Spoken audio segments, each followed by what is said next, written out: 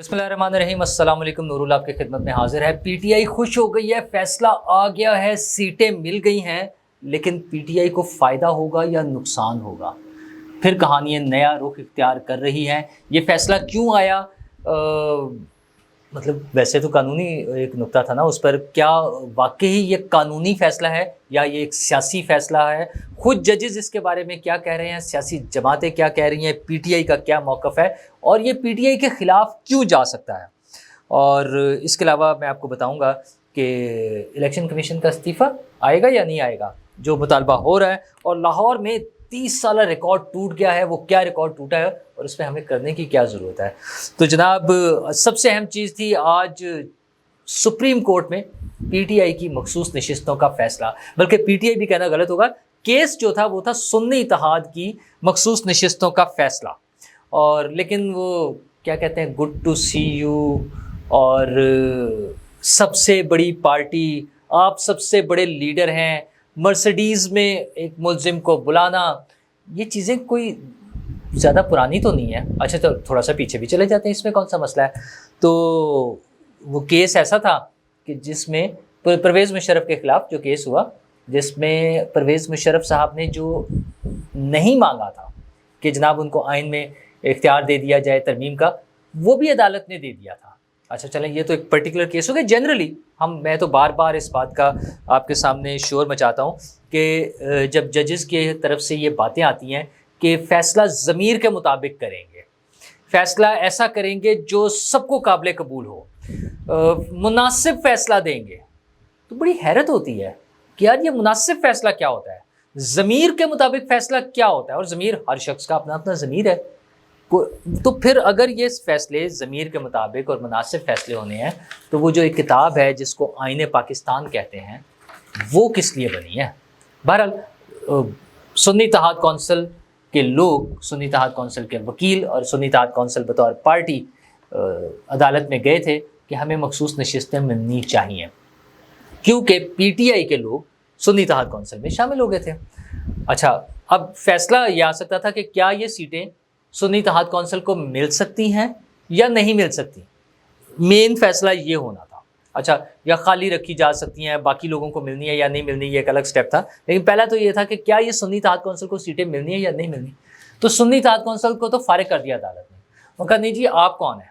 अच्छा, वो जिसके लिए सारा शोर मचाया गया वो फारिग है, और वो पार्टी, पॉलिटिकल पार्टी जिसके इलेक्शन में उम्मीदवार नहीं थे, उसको सीटें मिल गई हैं। उनका ये सारी सीटें उन्हें दे दें। कमाल है ना वैसे। अच्छा, जो लोग आज़ाद थे, जिन लोगों ने अपनी पार्टी एफिलिएशन शो नहीं की थी, उनके लिए 15 दिन का वक्त दे दिया गया। लेकिन बड़ा सिंपल सा केस था कि एक पार्टी ने अपने ही आइन के मुताबिक इंट्रा पार्टी इलेक्शन नहीं कराए, और उसको बार बार कहा जा रहा है, सालों गुजर गए हैं। उसके बाद एक पेनल्टी या एक सज़ा जो इससे पहले भी मिल चुकी है, उनका इंतखाबी निशान कैंसिल कर दिया गया। अच्छा, उस दौरान में इलेक्शन आ गया, तो इंतखाबी निशान उनके पास नहीं है। तो ज़ाहिर है, जब इंतखाबी निशान नहीं है तो पार्टी इलेक्शन में कैसे हिस्सा ले सकती है बतौर पार्टी? इस बात का कोई जवाब नहीं है, किसी ने जवाब नहीं दिया, बस कि जनाब उसे सीटें दे दें। तो फिर ठीक है, फिर good to C you sir, बता उसमें क्या हो सकता है।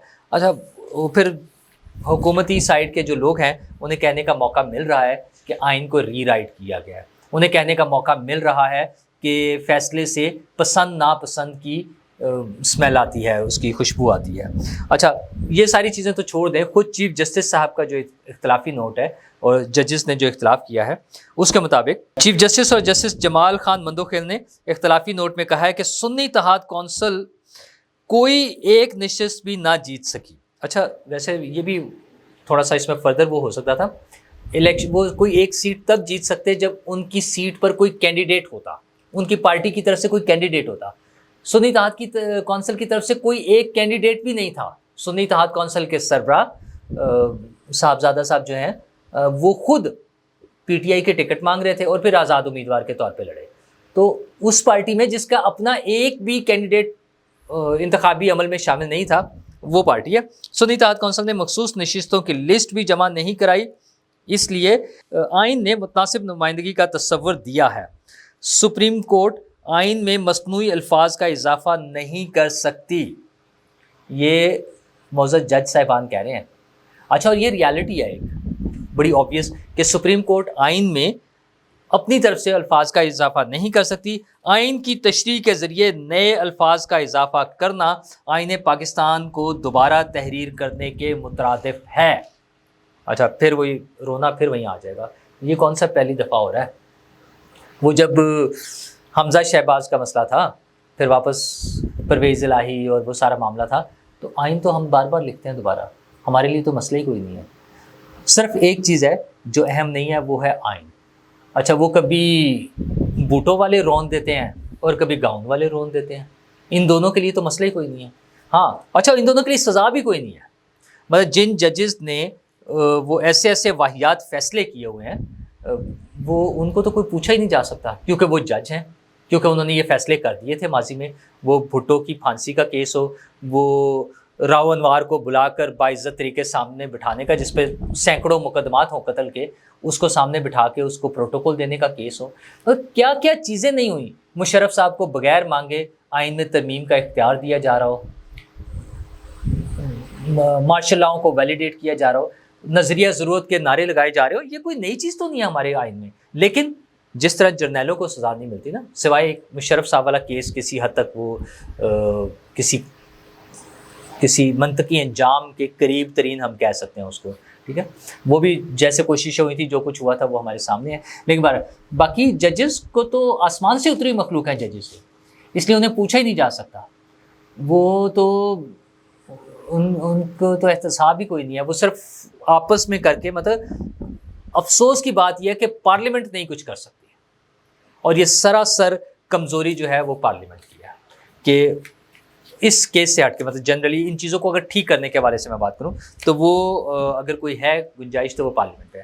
اچھا، ویسے جن لوگوں نے کچھ جا کے ایک وہ ماحول بنایا، خود حکومتی سائڈ سے لوگ تھے جنہوں نے جا کر وہ کیا کہ جی کوئی ایکسٹینشن ہو رہی ہے اور اس طرح کی باتیں کرنی شروع کی اور ترامیم کی بات کی. کس نے وہ عقل دی تھی انہیں؟ کون ہے وہ عقل مند لوگ؟ آپ پھر مفادات اور پتہ نہیں کیا کیا چیزیں پھر سامنے آڑے آ جاتی ہیں. لیکن اگر سوشل میڈیا کے پریشر میں اور اگر ان سیاسی نعروں کے ساتھ ہم دیکھیں، میں بڑا سمپل سا وہی سیاسی نعرے ہیں نا کہ آپ سب سے بڑی پارٹی کے سربراہ، ٹھیک ہے، گڈ ٹو سی یو. تو یہ جو نعرے ہیں یہ فیصلوں کے انصاف کی شفافیت کو داغدار کر دیتے ہیں. اور اچھا، یہ کوئی انوکھا پاکستان میں پہلی دفعہ تو نہیں، میں پھر وہی ریپیٹ کر رہا ہوں، یہ پاکستان میں پہلی دفعہ تو نہیں ہوا اور شاید آخری دفعہ بھی نہیں ہوگا. اچھا، اور اس سے کوئی بہت بڑی مصیبت بھی نہیں وہ ٹوٹ پڑے گی کہ جناب کوئی بہت ہی بڑی مصیبت آ گئی ہے. ہاں، حکومت کو جو 2/3 اکثریت مل سکتی تھی وہ نشستیں ملنے کی صورت میں، اور ان میں انہیں آئین میں ترمیم کا اختیار مل جاتا، وہ نہیں ملے گا. تو ایک ٹرم اور ایسی صحیح جس میں آئین میں ترمیم کا اختیار نہیں ہوگا. اچھا، دوسری طرف وہ سارے جو شور مچانے والے لوگ تھے کہ پریشر ہے اور مینج کیا جاتا ہے اور فوجی بیٹھے ہوئے ہیں، کوئی کرنل چلا رہے ہیں، اور پتہ نہیں، وہ تو خیر جیل کی بات کرتے ہیں نا، عمران خان صاحب تو جیل کو چلوا رہے ہیں کرنل اور میجر سے. مگر وہ جو فوجی پریشر کی باتیں ہوتی ہیں تو وہ کون سا پریشر تھا؟ کیا وہ پریشر اس لیے تھا کہ 13 کے 13 ججز ایک طرف ہو جائیں؟ 8-5 سے تو فیصلہ ہے، لیکن کچھ چیزوں پہ تو وہ تشریح غلط قرار دے دیا ہے، اپنے ہی تشریح. تو سر پہلے پھر اس فیصلے کو بھی کالعدم کر دیتے، اپنے ہی فیصلے کو. اچھا، عدالت کے لیے تو یہ بھی کوئی مشکل نہیں نا. جیسے اگین وہی پنجاب اسمبلی والا فیصلہ ہم نے دیکھا ہوا ہے، عدالت کہہ دے وہ پہلے ہمیں سمجھ نہیں آئی تھی، اب ہم ٹھیک کر رہے ہیں، بات ختم ہوگی. تو وہ جو چاہیں کر لیں آپ، لیکن نقصان یہی ہے کہ پاکستان میں آئین اور قانون کی حکمرانی نہیں ہوگی. اس چیز سے ہٹ کر کہ کس کو فائدہ ہوگا، کس کو نقصان ہوگا. اچھا، وہ نظریہ ضرورت اور راستہ بنانا، راستہ دینا، مطلب کل رات بھی کچھ دوست یہاں بیٹھے ہوئے تھے جس میں کچھ پی ٹی آئی کے بہت زیادہ شدت سے چاہنے والے بڑے بڑے دانشور بھی تھے. وہ جو باتیں وہ کہہ رہے تھے ایگزیکٹ ان ورڈنگ کے ساتھ فیصلہ آ گیا، ایگزیکٹ ان ورڈنگز کے ساتھ جو ان کا خیال تھا. ٹھیک ہے، وہ کلاک کو گھمانا اور وہ پیچھے کرنا اور وہ ساری چیزیں جو ہو رہی تھی تو وہ انہوں نے کر لیا کہ ہمارے سارے فیصلے غلط تھے، عمران خان کے فیصلے ٹھیک ہیں. تو اگر عمران خان کے فیصلے ٹھیک ہیں تو پھر پاکستان کا اللہ حافظ. کیونکہ جو پاکستان کو برباد کرنے کے لیے نکلے. اوپن ایجنڈا ہے نا ان کا, تو وہ IMF کو خط, وہ UN میں جانا, وہ امریکن کانگریس میں اور وہاں پر قراردادیں پاس کرانا, وہ ساری چیزیں ہمارے سامنے ہیں. وہ دنیا بھر میں بسوں پہ وہ کیمپین چلانا, وہ جو BLA والے چلاتے تھے یا TTP والے چلا سکتے تھے, وہ PTI والے کر رہے ہیں. تو ان کا ایجنڈا تو کلیئر ہے ان کے ساتھ. لیکن اس سے فیصلہ سے فائدہ کس کو ہوگا؟ ایک تو بظاہر نمبرز میں آ رہا ہے کہ PTI سنگل لارجسٹ پارٹی بن سکتی ہے. اگر وہ سارے اس کے لوگ انٹیکٹ رہتے ہیں تو PTI سب سے بڑی پارٹی بن سکتی ہے.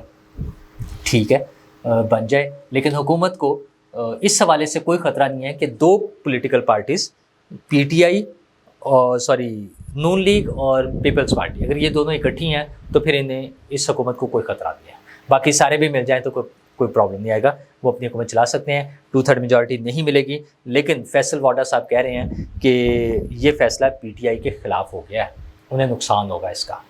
اچھا, اس میں کیا کانسیپٹ آ رہا ہے کہ جو لوگ آزاد ہیں 30-40 تو ہے نا جنہوں نے اپنی پولیٹیکل وابستگی دی ہوئی تھی, باقی 40+ میں ایسے لوگ ہیں جنہوں نے کوئی پولیٹیکل وابستگی نہیں دی ہوئی تھی. ان کے لیے وہ 15 دن دیے گئے ہیں کہ انہوں نے بتانا ہے کہ وہ کس پارٹی میں جانا چاہتے ہیں یا کس پارٹی کے ساتھ ہیں. تو کچھ لوگوں کو یہ خوش فہمی بھی ہے کہ کوئی بڑا سارا فارورڈ بلاک بن جائے گا. اچھا جی, اس سے کیا ہو جائے گا؟ آپ پھر ایک وہی لڑائی جھگڑا, وہ انسٹیبلٹی, بس وہ جو سوچ رہے ہیں نا کہ عزم استحکام آپریشن کرنا ہے, پھر دوبارہ سوچیں, ایک مرتبہ پھر سوچ لیں. نہیں, میں یہ نہیں کہہ رہا کہ نہیں کرنا, عزم استحکام ضروری ہے. لفظ ہی بڑے کلیئر ہے نا کہ پاکستان میں استحکام لانے کا عزم. تو وہ ذرا یہ سوچ لیں کہ ان کا دائرہ کار عزم استحکام کا کہاں تک ہوگا اور کیا کیا چیزیں انہوں نے دیکھنی ہیں.